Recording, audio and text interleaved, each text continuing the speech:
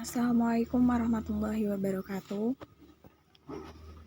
Yang terhormat Bapak Dosen Pengampu Mata Kuliah PTK, Bapak Aan Widiono MPD, dan teman-temanku kelas 6 PGSD A7 yang saya sangi dan saya banggakan. Pertama-tama, marilah kita panjatkan puji syukur kehadirat Allah Subhanahu wa Ta'ala yang telah melimpahkan rahmat, hidayah, dan inayahnya kepada kita semua, sehingga kita dapat melakukan pembelajaran secara daring ini dalam keadaan sehat walafiat, walaupun kita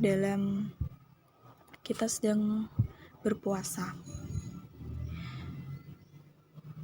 Sholawat serta salam tak lupa kita haturkan kepada junjungan kita Nabi Agung Nabi Muhammad SAW yang kita nanti-nantikan syafaatnya di yaumul kiamah nanti. Amin.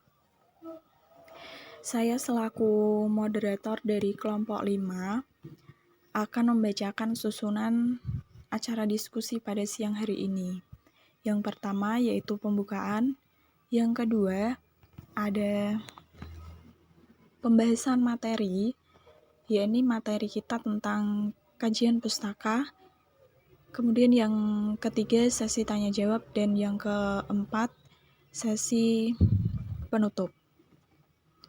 Oke, langsung saja, marilah kita buka acara diskusi pada siang hari ini dengan bacaan basmalah bersama-sama.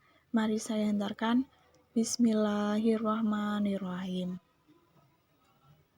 Acara selanjutnya yakni pembahasan materi dari kelompok 5 yaitu kajian pustaka. Nah, apa sih kajian pustaka itu? Kajian pustaka adalah suatu kegiatan yang bertujuan melakukan kajian secara sungguh-sungguh tentang teori-teori dan konsep-konsep yang berkaitan dengan topik yang akan diteliti sebagai dasar dalam melakukan tahap penelitian yang selanjutnya. Yang di dalam kajian pustaka ini yaitu terdapat aktivitas yaitu mencari, kemudian membaca dan menelaah laporan-laporan penelitian dan bahan pustaka yang memuat teori-teori yang relevan dalam penelitian yang akan dilakukan. Kemudian selanjutnya ada fungsi kajian pustaka. Yang pertama yaitu mengungkapkan penelitian-penelitian yang serupa dengan penelitian yang akan dilakukan.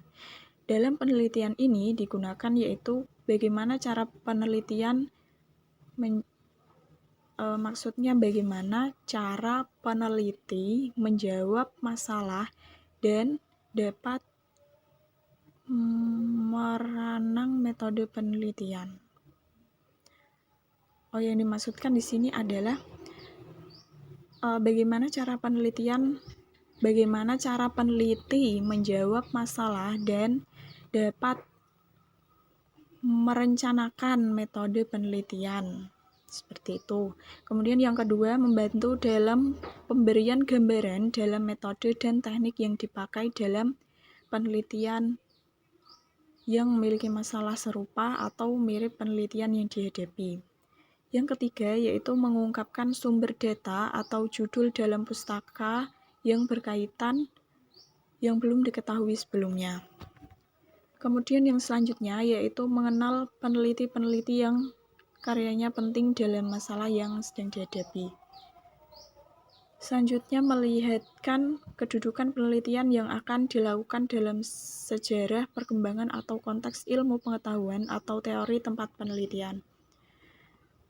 Selanjutnya, mengungkapkan ide-ide dan pendekatan yang mungkin belum dikenal sebelumnya. Dan yang terakhir, yaitu membuktikan keaslian penelitian atau penelitian yang dilakukan yang berbeda dengan penelitian sebelumnya. Menambah percaya diri pada topik yang dipilih. Kajian pustaka adalah suatu kegiatan yang bertujuan melakukan kajian secara sungguh-sungguh tentang teori-teori dan konsep-konsep yang berkaitan dengan topik yang akan diteliti sebagai dasar dalam melakukan tahap penelitian yang selanjutnya. yang di dalam kajian pustaka ini antara lain untuk mencari, membaca, dan menelaah laporan-laporan penelitian bahan pustaka yang membuat teori yang relevan dalam penelitian yang akan dilakukan. Dalam kajian pustaka yaitu memiliki fungsi, yaitu fungsi yang pertama, mengungkapkan penelitian yang serupa dengan penelitian yang akan dilakukan. Dalam penelitian ini yang digunakan yaitu bagaimana cara peneliti menjawab masalah dan dapat meranang metode penelitian. Yang kedua, membuat dalam pemberian gambaran dalam metode dan teknik yang dipakai dalam penelitian yang memiliki masalah yang serupa atau mirip penelitian yang dihadapi. Yang ketiga, mengungkapkan sumber data atau judul dan pustaka yang berkaitan yang belum diketahui sebelumnya. Yang keempat, mengenal peneliti-peneliti yang karyanya penting dalam masalah yang sedang dihadapi. Yang kelima, melihatkan kedudukan penelitian yang akan dilakukan dalam sejarah perkembangan dan konteks ilmu pengetahuan atau teori tempat penelitian. Yang keenam, mengungkapkan ide-ide dan pendekatan yang mungkin belum dikenal sebelumnya. Yang ketujuh, membuktikan keaslian penelitian dan menambah percaya diri pada topik yang dipilih.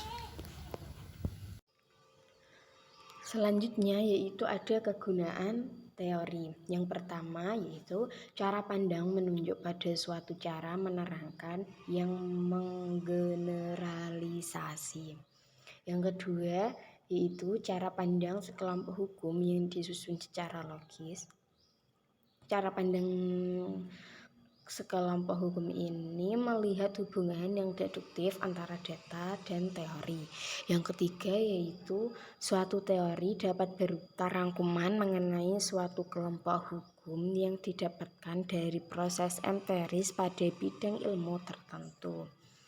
Selanjutnya yaitu ada sebuah teori diperoleh melalui serangkaian proses ilmiah. Dengan demikian teori harus dapat diuji ulang kebenarannya. Itulah sebabnya ada suatu riset yang dilakukan bertujuan untuk menguji kebenaran suatu teori. Kesalahan dalam sistematika proses penelitian dapat menjadi penyebab suatu teori dapat dibantah bahkan dibatalkan oleh teori lain. Hasil pengujian terhadap suatu teori dapat berupa penguatan atau pelemahan dan pembatalan. Selanjutnya yaitu peran dan fungsi teori dalam penelitian. Yang pertama, teori mempersempit atau membatasi ruang atau kawasan dari fakta yang akan kita pelajari. Yang kedua yaitu teori menyarankan sistem penelitian yang memungkinkan untuk mengimpose data sehingga diklasifikasikan dalam jalan yang lebih bermakna. Yang ketiga yaitu teori merangkum suatu pengetahuan tentang sebuah objek kajian dan pernyataan yang tidak diinformasikan yang di luar observasi yang segera. Selanjutnya, langkah-langkah dalam penyusunan kajian teori. Yang pertama, mencari sumber utama yang dapat dirujuk dari artikel jurnal, buku-buku laporan, penelitian, dan publikasi lain yang dapat digunakan sebagai rujukan utama. Kedua, menggunakan sumber tambahan dari hasil pemikiran seseorang yang ia rangkum dari berbagai rujukan dengan mengkaji secara mendalam. Yang ketiga, membaca sumber utama. Setelah semua sumber teridentifikasi, maka selanjutnya peneliti harus membaca seluruh sumber bacaan untuk menemukan berbagai cara pandang tentang riset yang akan dilakukannya. Lalu yang keempat, mensintesis bahan bacaan. Tahap ini merupakan tahapan yang penting karena biasanya peneliti tergoda untuk melakukan copy paste dari rujukan yang dibacanya. Padahal semestinya peneliti tersebut melakukan kajian, analisis, dan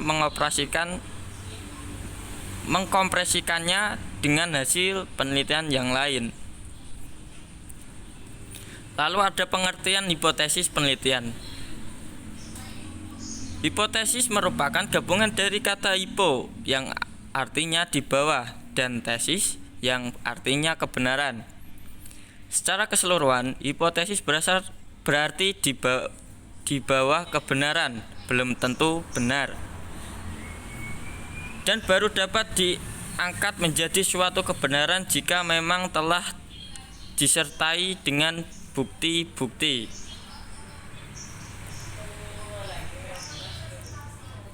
Lalu bentuk-bentuk hipotesis. Yang pertama, hipotesis deskriptif. Hipotesis deskriptif merupakan dugaan atau jawaban sementara terhadap nilai satu variabel dalam satu sampel. Yang kedua, ada hipotesis kooperatif. Merupakan dugaan atau jawaban sementara terhadap perbandingan antara dua variabel atau lebih. Lalu yang ketiga, hipotesis asosiasi. Hipotesis ini merupakan dugaan atau jawaban sementara terhadap hubungan antara dua variabel atau lebih. Terima kasih. Mohon maaf apabila ada salah pengucapan. Assalamualaikum warahmatullahi wabarakatuh.